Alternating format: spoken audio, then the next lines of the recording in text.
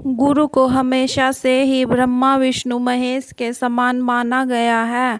वेद उपनिषद और पुराणों का परिणय करने वाले वेद व्यास जी समस्त मानव जाति का गुरु माना जाता है। महर्षि वेद व्यास का जन्म ज्येष्ठ आषाढ़ पूर्णिमा को हुआ था।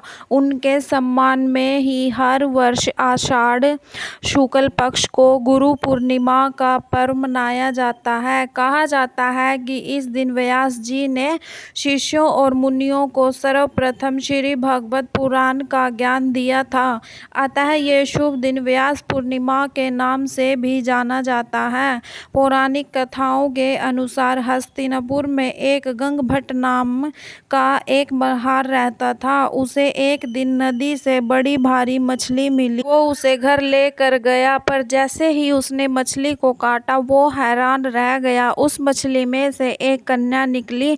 उसने उस कन्या को अपनी संतान मान लिया, क्योंकि उनकी कोई संतान नहीं थी। उस दिन से उस कन्या का नाम सत्यवती पड़ गया। पर मछली के पेट से जन्म लेने के कारण सत्यवती के शरीर से मछली की दुर्गंध आती थी। सब उससे दूर रहना पसंद करते थे और इस कारण वह बहुत दुखी रहती थी। इसी कारण सत्यवती को मत्स्यगंधा के नाम से भी जाना जाता है।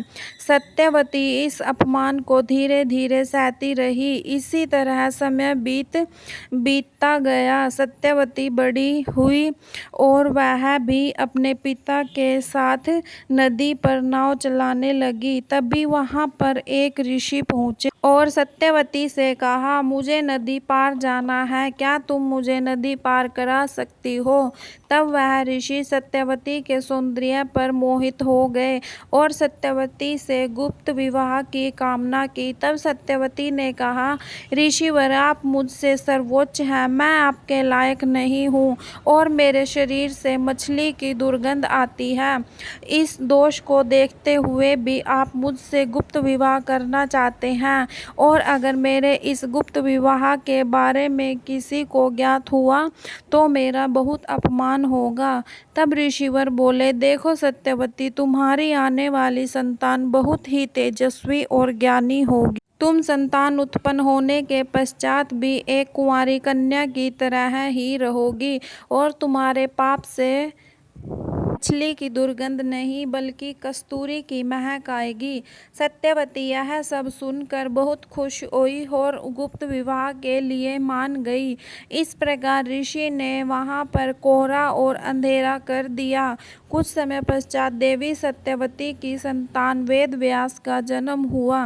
वो बचपन से ही बहुत ज्ञानी थे और जल्दी ही बड़े होकर तप के लिए घर से निकल गए। उन्होंने हिमालय की गुफाओं और बद्रीवन में कठोर तप किया। बाद में बद्रीवन में रहते हुए अत्यंत अध्यापन किया, जिससे उनका नाम बद्रायन के नाम से सारे संसार में विख्यात हुआ। उन्होंने महाभारत के अलावा वेद शास्त्र व पुराणों की रचना की। अपनी रचनाओं के माध्यम से वे पूरे विश्व के गुरु माने जाते हैं। गुरु पूर्णिमा को जन्मे महर्षि वेद व्यास जी के नाम पर ही इस तिथि को व्यास पूर्णिमा भी कहते हैं। महर्षि वेद व्यास ने वेदों को अलग अलग खंडों में बांटकर उनका नाम ऋग्वेद, यजुर्वेद, सामवेद, अथर्ववेद रखा। वेदों को इस प्रकार विभाजन करने के कारण ही वेद व्यास के नाम से ही प्रसिद्ध हुए।